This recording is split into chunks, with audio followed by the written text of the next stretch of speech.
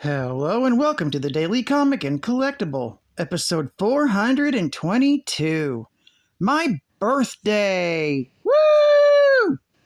Unfortunately, due to super long doctor appointments, and then spending another 2 hours after getting home setting up more appointments, my video today is going to be short and sweet. Since you that are here know me quite well, I thought I would go ahead and fill you in that my appointment did not go as well as I'd hoped with the heart doctor. So as soon as it arrives, I'll be wearing a heart monitor for 2 weeks, and then I also have to have an echocardiogram complete to decide how bad it is and what can be done about it. My luck hasn't been great lately, but my fingers are still crossed. Although this one appointment did lead to 3 more appointments this month alone.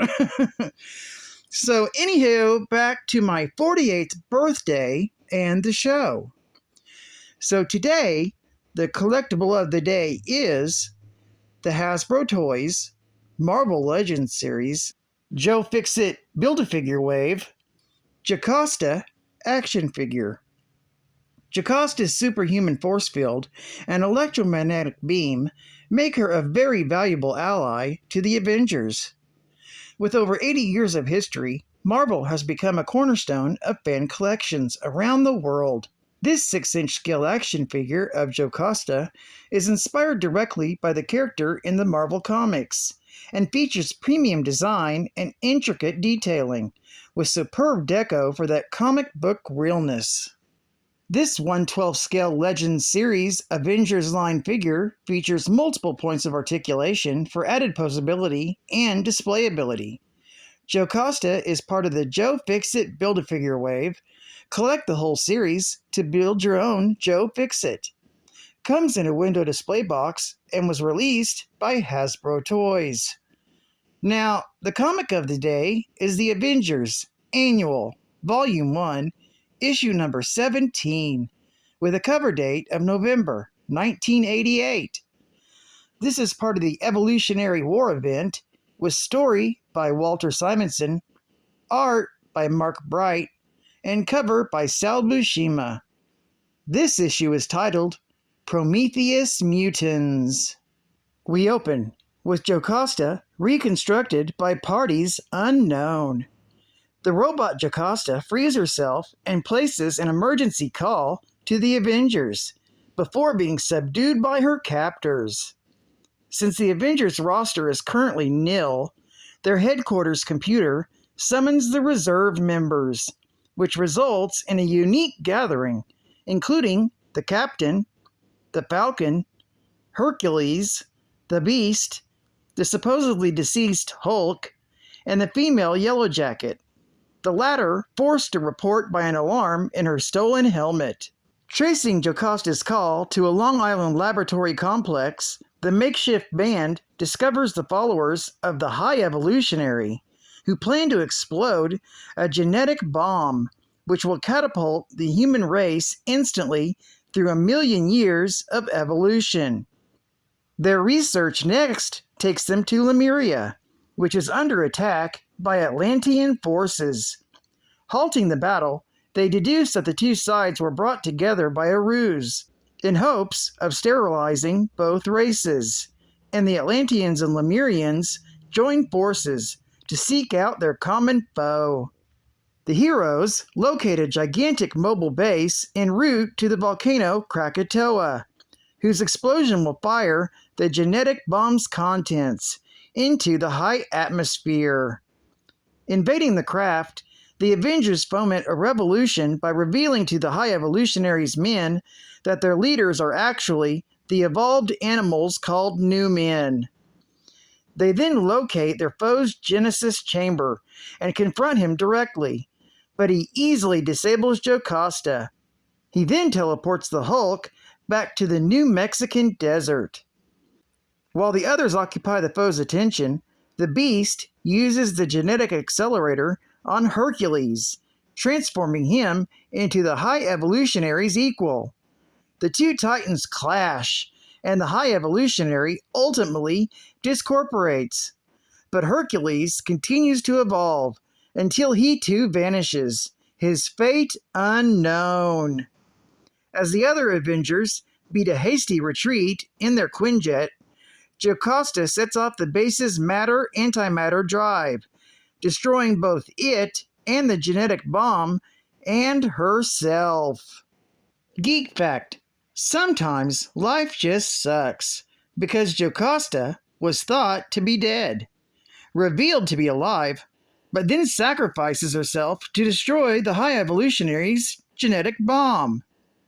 Bonus geek fact: this was the final issue and ending to the Evolutionary War event, which covered 12 issues and 12 different titles, beginning with X Factor Annual Number 3, Punisher Annual Number 1, and Silver Surfer Annual Number 1 from August, New Mutants Annual Number 4, Amazing Spider-Man Annual Number 22, which is also the first appearance of Speedball, shout out to Beckerman, and Fantastic Four Annual Number 21, all from September. Then X-Men Annual Number 12, Web of Spider-Man Annual Number 4, and West Coast Avengers Annual Number 3 from October, and Spectacular Spider-Man Annual Number 8 and this issue from November of 1988. That's a busy 12 issues in 4 months. Advertising ad fact. Welcome to the 25th century. Buck Rogers, the superhero of cosmic combat, wow! blasts off with all new adventure books and a board game from TSR. Wow! In the Buck Rogers board game, 2 to 6 players enter into 2 highly charged levels of conflict in intersolar conquest.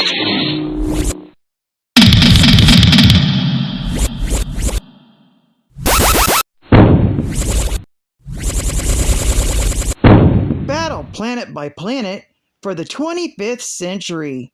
Launch a galactic arsenal of nearly 400 space stations, laser-firing warships, and heavy-armed ground troopers, commanded by 6 of the inner solar system's greatest heroes and vicious villains. Look for the new Buck Rogers board game, available now at your favorite book, toy, or hobby store. And watch for the new Buck Rogers product releases through the fall of 1988. Whoa! And final geek fact. Dr. Herbert Wyndham was a brilliant Oxford-educated scientist and cosmic philosopher with an obsession for understanding the complexities of evolution. His journey began with a desire to explore the mysteries of human DNA, which led him to create a serum that transformed him into the High Evolutionary. As the High Evolutionary, he possessed incredible powers and intellect, and he continued to study and explore the universe in search of secrets of genetics. He established his base of operations in the Citadel of Science on Mount Wundagore, where he created his own race known as the New Men, uplifted animals given human-level intelligence. The High Evolutionary played a key role in unlocking the powers of the Scarlet Witch, Quicksilver, and Spider-Woman. In addition to his work on Earth, the High Evolutionary traveled to Counter-Earth, a parallel world he created, in an attempt to create a paradise for his new men. Well, I'd like to thank you for joining me for another Daily Comic and Collectible, and I hope to see you again tomorrow. This is Cat Fan Comics Man, and I'll catch you on the flip. Over and out.